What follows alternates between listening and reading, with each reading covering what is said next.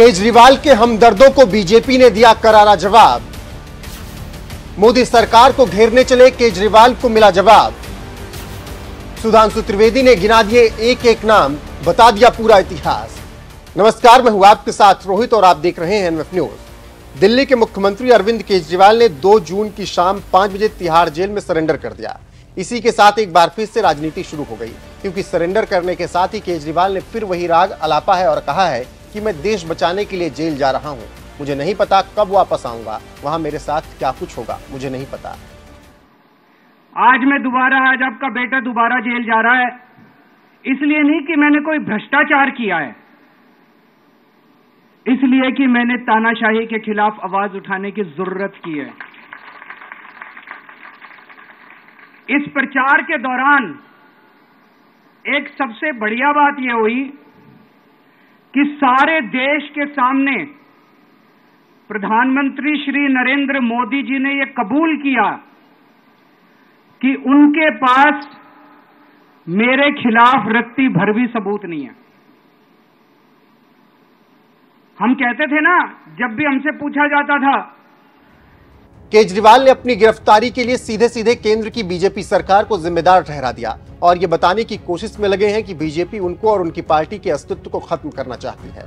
लेकिन अब इसी बीच केजरीवाल की पूरी पोल पट्टी खोल दी गई है और बीजेपी के फायर ब्रांड नेता सुधांशु त्रिवेदी ने केंद्र सरकार को घेरने वालों को करारा जवाब दिया है और बता दिया है कि पहले की सरकारों में किस तरह से नेता मंत्री जेल जाते रहे। केजरीवाल का मामला कोई नया नहीं है। मैं दर्शकों को याद दिला दूं, केजरीवाल जी पहली बार जेल गए क्या? तो 2012 में भी जेल गए थे। जब अन्ना को जेल में डाल दिया था कांग्रेस की सरकार ने, तो केजरीवाल जी भी उनके साथ जेल में थे। और तब आपको याद हो, तिहाड़ के आसपास की सड़कों पर हुजूम उमड़ाया था।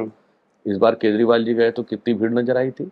और जो आरोप लगाते हैं कि 2014 के बाद ऐसी ऐसी स्थिति हुई, तो मैं पुनः याद दिला देना चाहता हूं कि 2014 से पहले के 25 साल, ये कोई एक ऐसे 2 या 3 साल बता दें जब इन दलों के किसी न किसी नेता ने भ्रष्टाचार के आरोप में कोर्ट कचहरी और जेल के चक्कर न काटे हो। मैं याद दिलाना चाहता हूं, आज सोनिया जी और राहुल जी जिस मुद्दे के ऊपर मुचलके पे हैं, नेशनल हेराल्ड केस, वो अक्टूबर 2013 में रजिस्टर किया गया दिल्ली हाई कोर्ट के कहने पे। हमारी सरकार नहीं थी।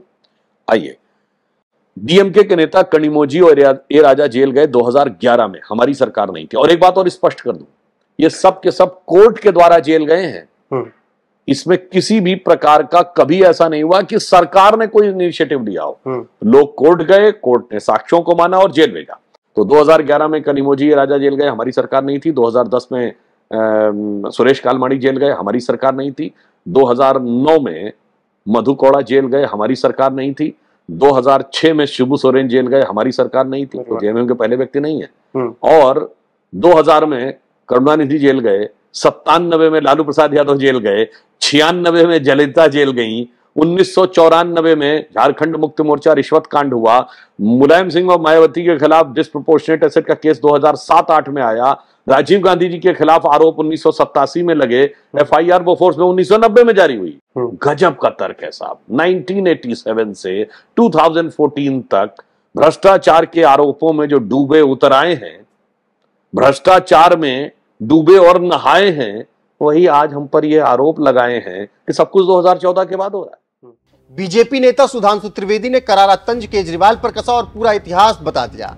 पहले की सरकारों में क्या कुछ हुआ है, सुधांशु त्रिवेदी ने एक एक नाम गिना दिए। सुधांशु त्रिवेदी के अनुसार 1987 में राजीव गांधी पर आरोप लगे, 1990 में बोफोर्स में एफआईआर दर्ज हुआ, 1996 में तमिलनाडु की सीएम जयललिता जेल गई, 1997 में लालू प्रसाद यादव जेल गए, 2000 में करुणानिधि भी जेल भेजे गए, 2006 में जेएमएम के शिबू सोरेन जेल गए, 2009 में मधु कोड़ा को जेल जाना पड़ गया, 2010 में सुरेश कलमाड़ी को जेल हो गई, 2011 में कनिमोझी ए राजा को जेल हुई।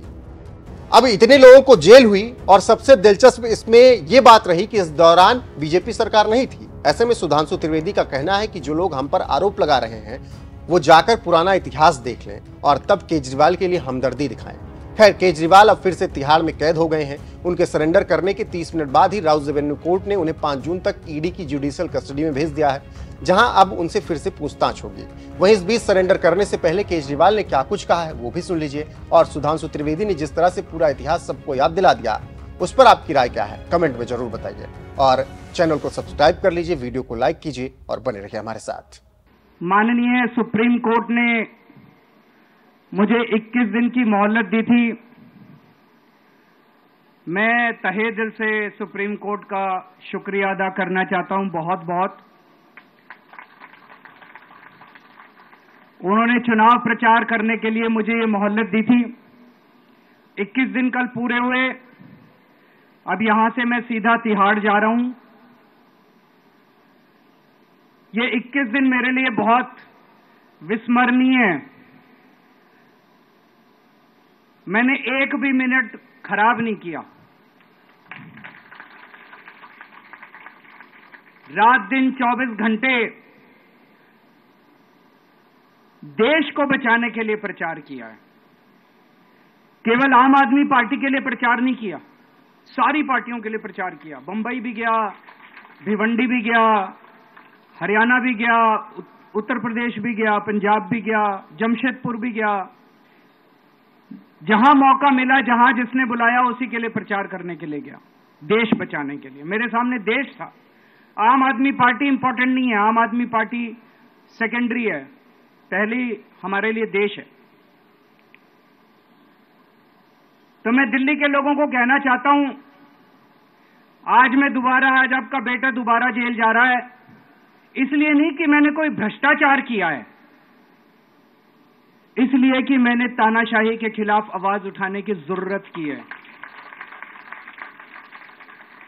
इस प्रचार के दौरान एक सबसे बढ़िया बात यह हुई कि सारे देश के सामने प्रधानमंत्री श्री नरेंद्र मोदी जी ने यह कबूल किया कि उनके पास मेरे खिलाफ रत्ती भर भी सबूत नहीं है। हम कहते थे ना, जब भी हमसे पूछा जाता था कि भाई ये कह रहे हैं 100 करोड़ रिश्वत ली, 100 करोड़ रिश्वत ली, वो 100 करोड़ कहां गया? 500 से ज्यादा जगह तुमने रेड मार ली, कहीं चवन्नी मिली हो, अठन्नी मिली हो, 1 रुपया मिला हो, कहीं हमने खर्च किया हो, कहीं कैश पड़ा हो, कहीं लॉकर में मिला हो, कहीं स्विस बैंक में मिला, कहीं चवन्नी नहीं मिली, तो पैसा कहां गया? माननीय सुप्रीम कोर्ट ने मुझे 21 दिन की मोहलत दी थी। मैं तहे दिल से सुप्रीम कोर्ट का शुक्रिया अदा करना चाहता हूं, बहुत बहुत। उन्होंने चुनाव प्रचार करने के लिए मुझे ये मोहलत दी थी। 21 दिन कल पूरे हुए।